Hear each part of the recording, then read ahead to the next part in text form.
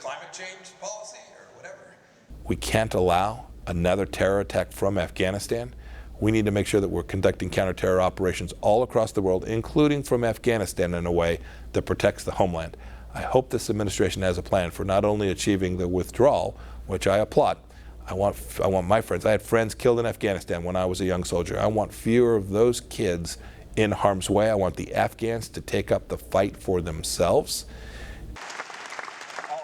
All of the things I got to do. I mean, I was occupied an office held by Thomas Jefferson in Madison, and my son, we were walking down the hall the day I was to be sworn in as Secretary of State.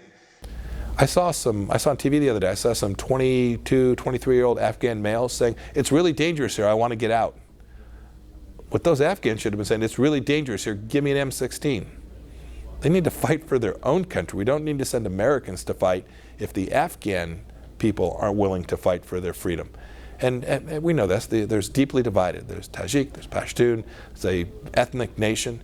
We gave them 20 years, $30 billion a year of our assistance. We gave them all the training they could handle. It's time for them to step forward and actually deliver on security for themselves. I am confident that they can do that. It's a matter of will. Do they have the will to actually stand up for the things they say they care about? They say they want a peaceful, reconciled Afghanistan. I pray that the Afghans will make the right decisions and they'll do just that. There's destroyed Wichita State just too many times. It was emotionally, yes, it was emotionally very difficult to me. Indeed, the State Department, when I was leading it, declared Cubans' leadership terrorists, state sponsors of terror. We need to make sure that we're not providing them wealth and money. I was really sad to see today in Iran, the administration is now allowing money to flow to Iran again. This shows a fundamental misunderstanding of totalitarian regimes. And if the Cuban people are going to get their chance to get the freedom they want, the freedom that we have here in the United States, this administration is going to have to demand that leadership does, and you can't fund them.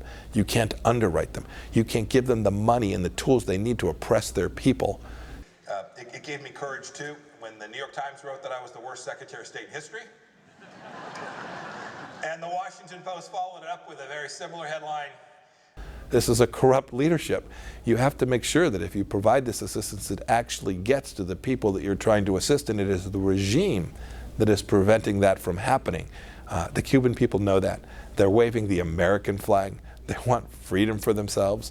They don't want the leaders they have. It's not the case that you can show up and think that you're going to deliver some goods to a port, and those goods aren't going to end up back in the black market, sold to some thug to give a little bit of money to Diaz-Canel, the corrupt leader of Cuba, that he'll put in his pocket and not truly help the Cuban people. We are Muslims in the West. We know it wants to export that here at home. When we called them out on that, they sanctioned me.